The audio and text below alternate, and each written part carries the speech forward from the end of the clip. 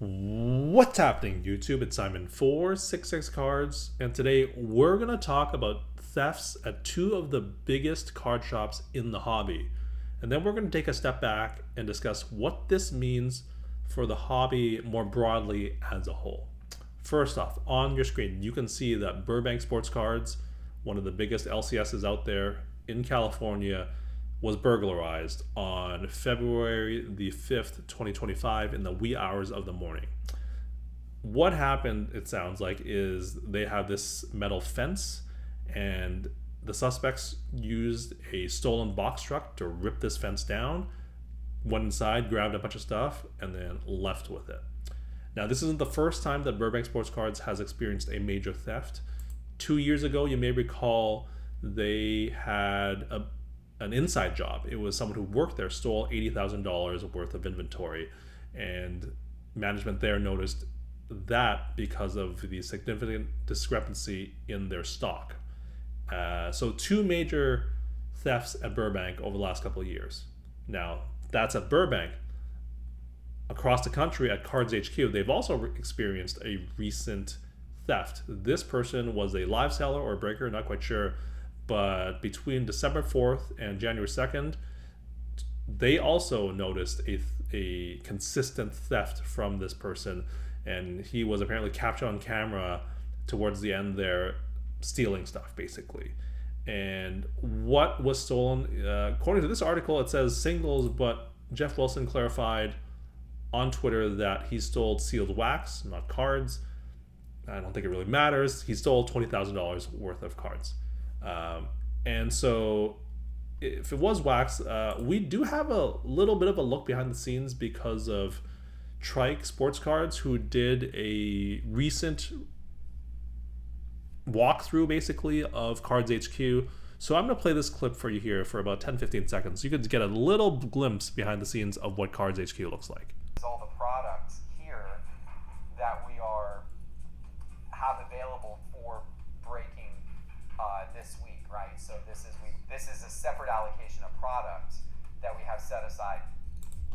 So there you have it. That is what Cards HQ looks like a little bit behind the scenes. Now, he did say in this video that they have a lot of inventory and they kind of have an overflow section at Cards HQ. But my general thesis here, my general takeaway here is the same regardless of how their shop has been set up. And it's something I talked about in a previous video, which is we need to take card security more seriously in the hobby. We need to change our mindset.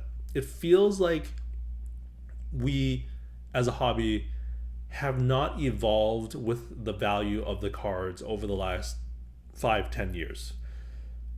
Card values have obviously gone up, but we don't treat them as though they are worth what they're worth. And I'll link to this video down below, but basically we need to start treating cards and wax like they're cash. We need to start treating cards and inventory like we are a bank. And this both is true for card shops, but also for us as individuals in the hobby. If we think back to the very, very lax security at the Dallas Card Show where they lost $2 million worth of cards, this was not going to be the setup if it was a bank running this and they had $2 million of cash sitting behind the table here. And that's what we need to do in the hobby. We need to take security more seriously.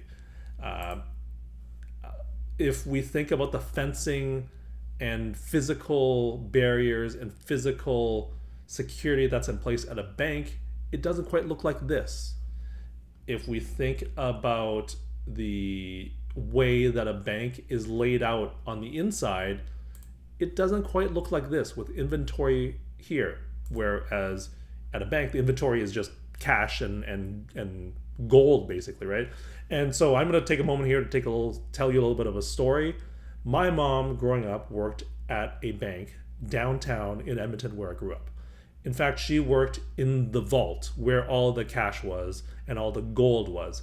And one of my fondest memories as a kid was actually going to take my kid or career day or whatever, going with my mom downtown. I got to sit with her inside the vault, and I once held $250,000 worth of straight cash in my hands. It was just a stack of bills fresh from the mint in Canada. And anyways, what happened was they have very, very specific procedures and physical security in place there. For example, when people would go load the ATM with cash, they would have basically a buddy system, and they would have very specific processes where not just one person but two people at a time would take a bag of cash and load it into the machine, so that there was always a second objective set of eyes and nobody could do any funny business. And even within the vault itself, they would do a check, a balance every day to make sure that the money that they would count at the end of the day matched, I believe, the within or plus or minus $50, the actual expected amount of cash on their books. And they would do the same with the gold, and they would do the same with whatever.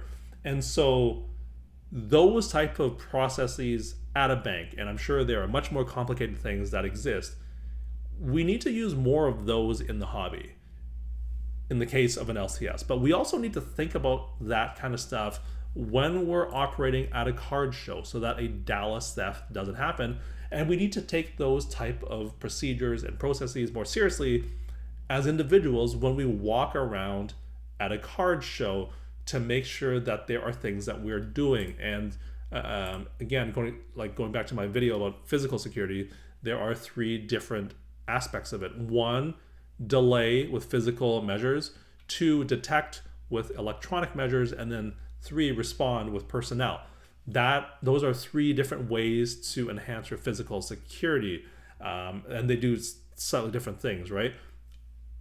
I feel like we as a hobby are kind of winging it in terms of security. We're just kind of, oh yeah, like I'll just do what's convenient and leave a bunch of cards worth tens of thousands of dollars in my car, in my truck when I go for dinner. Or I'm going to have no physical barriers in this at this card show, even though I have $2 million worth of cards sitting in the middle of it, and I'm going to have people be easily distracted because I haven't really properly trained them in terms of security and how to treat these cards, because we still think of them as a fun hobby. We think of it as cards for a hobby, but I can tell you right now, if it was a bank running this, they would have a very different setup with very different staff and very different processes and procedures. So that is my takeaway. Again, I'll link to this video down below, which is a 13-minute video. It talks a little bit more about this in detail, but you get the general gist of it. Would love to hear your thoughts and comments down below. Thank you as always for listening and watching. I'll talk to you all soon. Cheers.